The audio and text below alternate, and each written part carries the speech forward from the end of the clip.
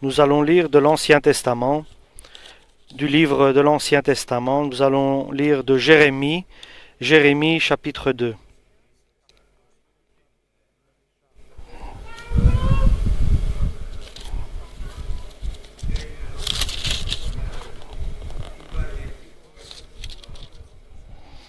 La parole de l'Éternel me fut adressée en ces mots. Va et crie aux oreilles de Jérusalem. Ainsi parle l'Éternel. Je me souviens de ton amour lorsque tu étais jeune, de ton affection lorsque tu étais fiancé, quand tu me suivais au désert, dans une terre inculte. Israël était consacré à l'Éternel. Il était les prémices de son revenu. Tous ceux qui en mangeaient se rendaient coupables, et le malheur fondait sur eux, dit l'Éternel. Écoutez la parole de l'Éternel, maison de Jacob, et vous, toute famille de la maison d'Israël. Ainsi parle l'Éternel. Quelle iniquité vos pères ont-ils trouvé en moi, pour s'éloigner de moi, et pour aller après des choses de néant, et n'être eux-mêmes que néant? Ils n'ont pas dit, où est l'Éternel? Qui nous a fait monter du pays d'Égypte? Qui nous a conduits dans le désert, dans une terre aride et pleine de fosses, dans une terre où règne la sécheresse et l'ombre de la mort, dans une terre où personne ne passe et où n'habite aucun homme? Je vous ai fait venir dans un pays semblable à un verger, pour que vous en mangiez les fruits et les meilleures productions. Mais vous êtes venus et vous avez souillé mon pays, et vous avez fait de mon héritage une abomination. Les sacrificateurs n'ont pas dit, où est l'Éternel? Les dépositaires de la loi ne m'ont pas connu. Les pasteurs m'ont été infidèles. Les prophètes ont prophétisé par Baal, et sont allés après ceux qui ne sont d'aucun secours. C'est pourquoi je veux encore contester avec vous, dit l'Éternel. Je veux contester avec les enfants de vos enfants. Passez aux îles de Kittim et regardez. Envoyez à Kédar, observez bien et regardez s'il n'y a rien de semblable. Y a-t-il une nation qui change ses dieux, quoiqu'ils ne soient pas des dieux? Et mon peuple a changé sa gloire contre ce qui n'est d'aucun secours. Amen. C'est un moment très important pour le peuple d'Israël, parce que le peuple d'Israël est dans une position d'égarement et d'éloignement. Et le Seigneur veut les garder près de lui. Et Dieu a de bons projets, a de bonnes décisions et volontés pour ce peuple. Et Dieu agit avec son peuple. C'est pour cela que Dieu doit intervenir et ça va faire mal. Et il va amener son peuple dans une grande impasse et dans une grande difficulté. Et il va mettre son peuple dans une épreuve difficile. Et c'est pour ça qu'il annonce une éducation pour ce peuple qui sera difficile. Et ce peuple avait parmi eux Jérémie. Et Jérémie le prophète va exprimer la volonté de Dieu à ce peuple.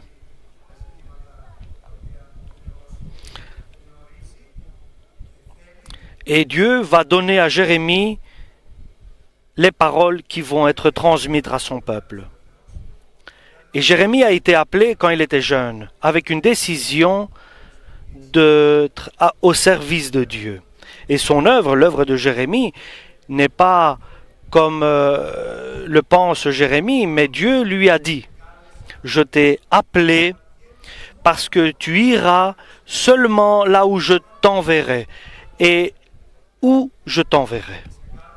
Et je t'ai choisi, je t'ai appelé parce que tu diras seulement ce que moi je t'ordonnerai de dire. Et tu diras tout ce que je te donnerai à dire. C'est pour cela, moi, je te promets aujourd'hui que tu seras une ville imprenable qui ont des murs d'acier sur la terre.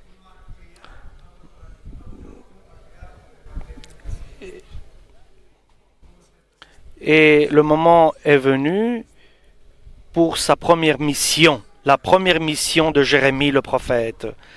Et maintenant, il va envoyer Jérémie pour sa première mission, avant qu'il commence son apostolat. Et ce que Dieu va préparer maintenant pour être transmis à son peuple va commencer. Dieu aime son peuple. Dieu, il prépare un jugement de crise pour que ce peuple puisse revenir du chemin sur lequel il s'était égaré. Et que Dieu puisse continuer son œuvre avec son peuple. Et donc sa première mission, je peux dire que c'est une situation sentimentale. Dieu s'adresse vers son peuple avec des remords et il a des reproches à faire à son peuple. Il dit que les saints de son peuple, ceux qui sont les prêtres, ne font pas appel à Dieu. Et tous ceux qui sont au service de Dieu ne s'occupent pas du peuple. Et certains prophètes et les prophètes ne prophétisent pas suivant la parole de Dieu. Et tout le peuple est dans le désarroi et s'éloigne de Dieu à cause des dirigeants spirituels, de ceux qui doivent faire la liturgie comme il faut et ne la font pas. Et ce peuple s'égare à cause de ces ecclésiastiques, ceux qui sont dans la hiérarchie de l'Église. Et Dieu leur dit, mais je vous ai libérés d'Égypte, et pendant 40 ans, vous étiez dans le désert. Et je vous ai fait traverser ce désert pendant 40 années. Et vous êtes passés même par des ombres de mort, dans des plaines où il y avait, dans des falaises, de l'ombre de la mort, et vous êtes toujours vivants. Et Dieu voit un peuple où ceux qui sont responsables spirituellement sont loin de Dieu et un peuple qui s'éloigne de sa présence. Et Dieu, il envoie le premier message par Jérémie le prophète. Et avec sentiment, et avec amour, et avec pureté, Dieu parle, et avec une totale vérité et sincérité, bien sûr. Il dit, je me souviens, ma bonté qui était totale à toi, mon peuple, au début quand nous sommes connus. Lorsque nous nous sommes rencontrés, dit le peuple, dit Dieu, et lorsque je t'ai invité et tu es venu, et je t'ai sauvé. Je me souviens, dit Dieu, mon amour que j'avais pour toi, mon affection que j'avais pour toi, lorsque tu étais fiancé, quand tu me suivais au désert. C'est ainsi que c'est marqué au chapitre 2 de Jérémie, chapitre 2, verset 2.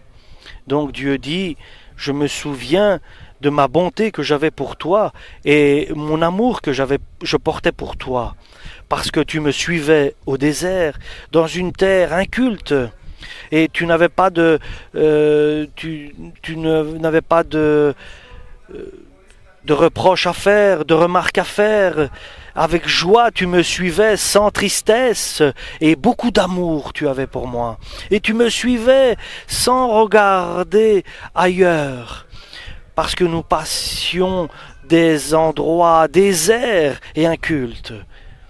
Mais ma bonté était toujours avec toi, ma bienveillance était toujours avec toi, et aucun malheur est venu sur toi, ni aucune maladie, et tes chaussures ne se sont pas usées. Tu n'as pas eu faim ces 40 années, parce que moi je prenais soin de ta nourriture quotidienne. Tu n'as pas eu soif dans ces 40 années dans ce désert parce que ma pierre te suivait par laquelle sortait l'eau vivifiante. Et lors tu étais à moi. Et aujourd'hui, chers frères et sœurs, c'est ce message aujourd'hui que je voudrais que nous prenions personnellement, chacun pour soi. Ne pas regarder autour de nous, mais en de nous, à l'intérieur de nous. À cette époque, nous étions à Dieu. Tu m'appartenais, dit Dieu. Comme tout ce que tu faisais, tes prémices, donc les premières récoltes que tu faisais étaient pour moi. Alléluia. Et celui qui venait contre toi, à mes yeux, il était coupable et un ennemi. Alléluia. Et nous remercions Dieu. Et Dieu, ici, il donne ses sentiments, Dieu reflète ses sentiments en disant comment il se sentait lorsque il a sorti son peuple d'Égypte, lorsqu'il était dans le désert. Dieu donne son sentiment, comment il se sentait. Alléluia. Tout était béni parce qu'il y avait un espoir, il y avait une foi, il y avait une croyance dans ce peuple, il y avait une marche ferme de ce peuple. Et le chrétien se souvient ces premiers instants où Dieu est venu vers lui, là où il a reçu la renaissance, lorsque Dieu lui a parlé, lorsque Dieu l'a appelé, lorsqu'il était dans son premier amour avec Dieu. Et Dieu a regardé celui qui le cherchait. Alléluia. Souvenons-nous de ce temps.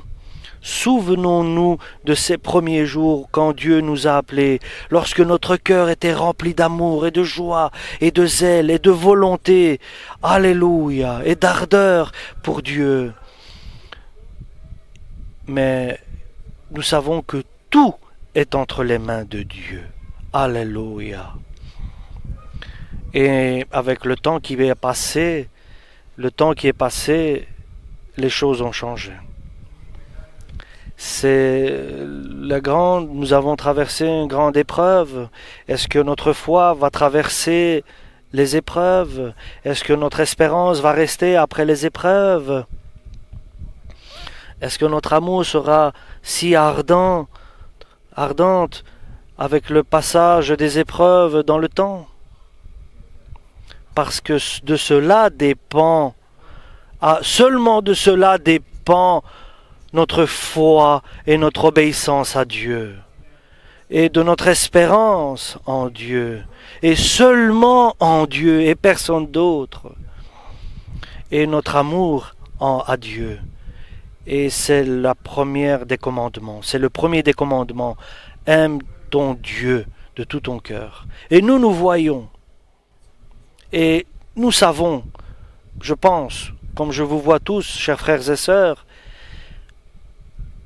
nous voyons tous sur le parcours de notre chemin une petite chute, une petite baisse,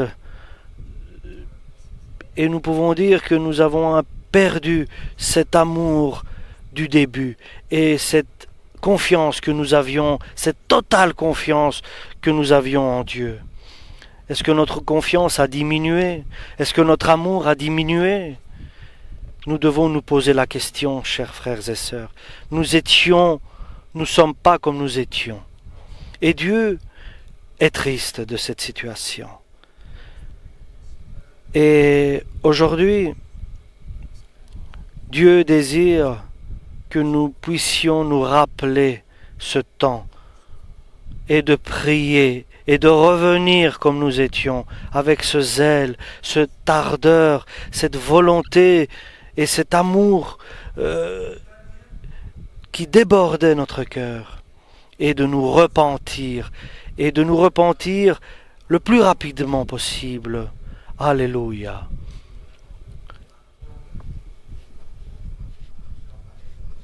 Et le repentir est indispensable pour nous maintenant. Et nous savons qu'à cette époque-là, dans le désert, dans l'Ancien Testament, le peuple d'Israël, lorsque Dieu amenait un jugement, il l'amenait pour améliorer son peuple, pour le faire revenir du mauvais chemin qu'il avait suivi. C'était à cela que servaient les interventions de Dieu.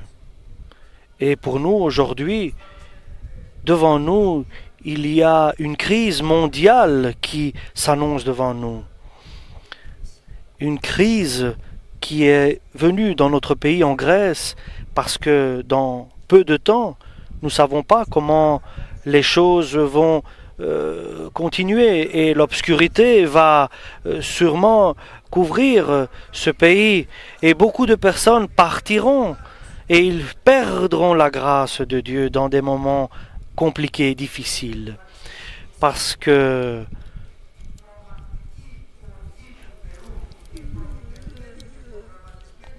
la colère de Dieu va commencer. Nous savons que l'Apocalypse nous dit que la colère de Dieu va commencer et durera pendant 7 ans. Et dans cette période de 7 ans, le diable, l'Antichrist, seront mis à rude épreuve. Et le monde aussi. Mais l'amour de Dieu qu'il a préparé pour celui qui veut écouter la parole de Dieu et qui croit et qui a confiance en la parole de Dieu et qui espère au Tout-Puissant, le Seigneur, le Roi des rois et le Seigneur des seigneurs, celui qui a créé toutes choses et qui a reçu de la part de Dieu tout pouvoir, et le nom de Jésus-Christ. Celui qui a confiance en Jésus-Christ et qui fait appel à lui sera sauvé. Alléluia. Et ce grand mystère et miracle, Dieu vient annoncer à son peuple, à tout le monde. Et il dit, tous les chrétiens vont être transformés le jour où Jésus viendra prendre son Église sur les nuages. Lorsque on entendra le son de la trompette, et en un clin d'œil, nous dit l'apôtre Paul, ce que nous avons comme corps se transformera en quelque chose d'immortel, alléluia, et qui sera incorruptible, alléluia. Et la mort sera engloutie, et la vie sera vivifiante. Et la grâce de Dieu se termine là. La grâce de Dieu se terminera là. L'économie, la période du christianisme s'arrêtera là, avec l'enlèvement de l'Église, et commencera les 7 ans de l'Antichrist. Aujourd'hui, si nous entendons la parole de Dieu, que notre cœur ne s'endurcisse pas, mais que notre cœur devienne doux et qu'il accepte la parole de Dieu. Pourquoi? Parce que dans peu de temps, toutes nos réussites dans notre vie naturelle et dans notre vie spirituelle, et tous nos échecs, et tous nos joies et toutes nos tristesses, et tout le bien et tout le mal, tout ce qui nous a inondés, tout cela va s'arrêter, va terminer. Parce que l'Écriture le dit. Faites attention et que vos cœurs ne s'alourdissent pas de vin et d'enivrement, pour que vous puissiez vous rappeler et éviter et échapper tout ce qui va arriver dans le futur. Parce que cette nuit-là viendra comme un voleur vient dans la nuit. Ce jour-là viendra comme un voleur qui vient dans la nuit. Et celui qui sera sauvé ne passera pas la période des 7 ans que Dieu a préparé pour le peuple d'Israël, pour le racheter. Et ne regardez pas aujourd'hui ce qui déçoit, les déceptions de ce monde. Et vous attendiez autre chose et d'autres choses sont venues. Vous vous attendiez à autre chose. Et Dieu vous a promis et les choses n'ont pas été faites. Mais Dieu a un compte, il tient un compte et va, avec chacun de nous, il va dialoguer et il va nous préparer chacun. Et notre habit ne dépend pas de personne. Et tout cela dépend du Père, du Fils et du Saint-Esprit et de notre propre relation avec Dieu. Alléluia. C'est pour cela, chers frères et sœurs, la parole de Dieu nous dit: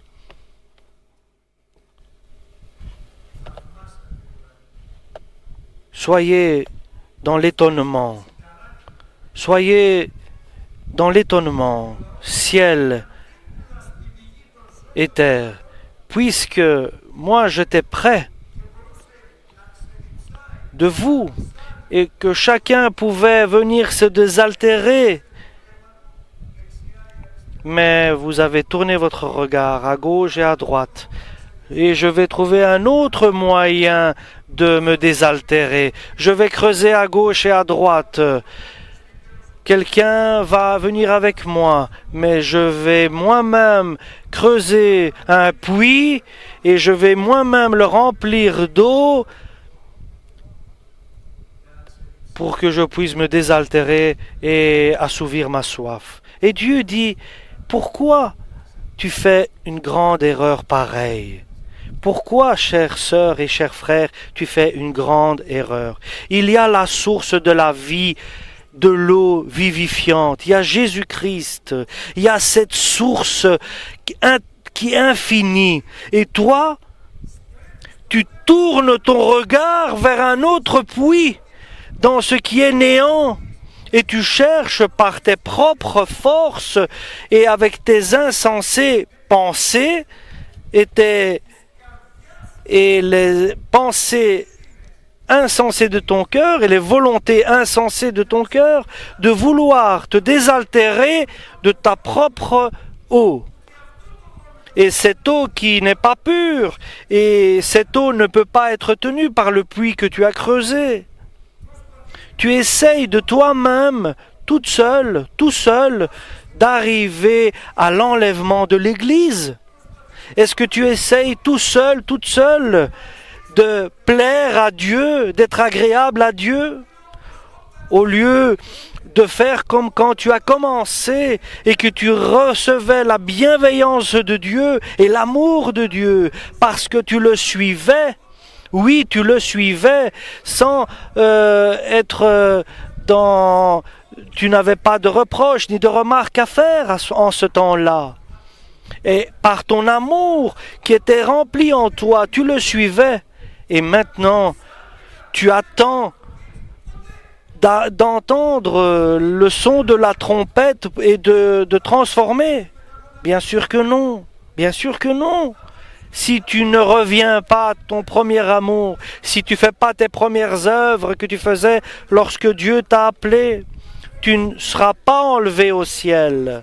Alléluia! Et nous devons nous efforcer à faire la volonté de Dieu, à suivre Jésus sur les pas et de savoir que seulement Jésus peut nous donner le salut et nous libérer et nous faire et venir nous chercher. Et ne regardons pas ailleurs et arrêtons d'écouter et de penser avec une pensée insensée, avec un cœur qui est abîmé, qui nous éloigne qui nous éloigne de l'unité, de l'union avec Jésus-Christ, qui nous éloigne de l'amour du Père, du Fils et du Saint-Esprit, pour que nous puissions avoir cette communion avec Dieu. Alléluia. Aujourd'hui, seul que tu es là, tu n'as besoin de personne. Fais appel à Jésus. Personne ne peut t'empêcher de suivre Jésus-Christ. Alléluia. Personne ne peut t'arrêter sur ton parcours vers Dieu, vers l'éternité, vers le paradis. Alléluia. Seulement Jésus-Christ, lui qui est là. Et vous, ne vous faites pas appeler maître ou professeur ou enseignant, mais n'appelez personne Père, mais seulement Père Dieu le Tout-Puissant, parce que dans la vie spirituelle, le sens propre des choses, c'est qu'est-ce que je crois et qu'est-ce que je fais dans ma vie. Et qu'est-ce qu'a dit Jésus? Moi, je suis le chemin, la vie et la vérité. Alléluia. Qui je suis? Je suis un enfant de Dieu. Mon Père est un. Jésus-Christ est ma vie, est mon chemin. C'est Dieu qui l'a envoyé. Et Jésus m'a dit, je suis le chemin, la vie et la vérité. Qui je crois? Et c'est Jésus mon maître. Alléluia. Et qu'est-ce que je fais? Qu'est-ce que je mets en pratique dans ma vie? Par Jésus-Christ. Je vis pour Jésus-Christ. Et Jésus intervient dans ma vie. Je suis dirigé par le Saint-Esprit parce que Jésus-Christ est mon guide. Je vis et je crois et je mets en pratique ce que Jésus me demande. Mon Seigneur et mon Dieu est Dieu le Père, le Fils et le Saint-Esprit. Je ne veux pas d'autres guides, je ne veux pas d'autres pères, je ne veux que des personnes, je veux servir des personnes, je veux servir d'autres personnes, je veux que je sois guidé par le Père, le Fils et le Saint-Esprit. Alléluia.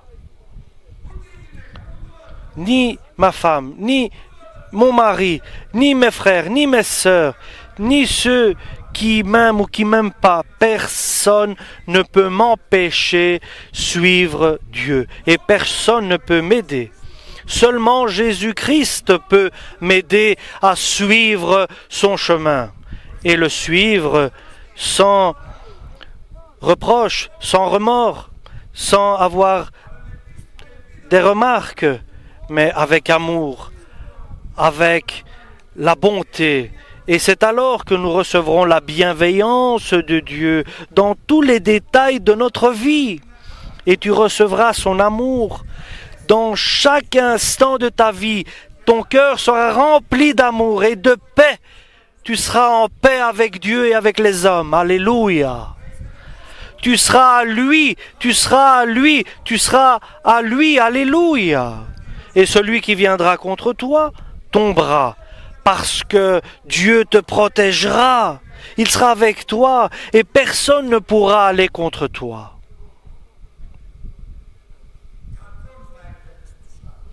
Le mal viendra chez les autres et la bénédiction sera sur toi. Aide-nous, Seigneur, nous te supplions pour cela. Amen.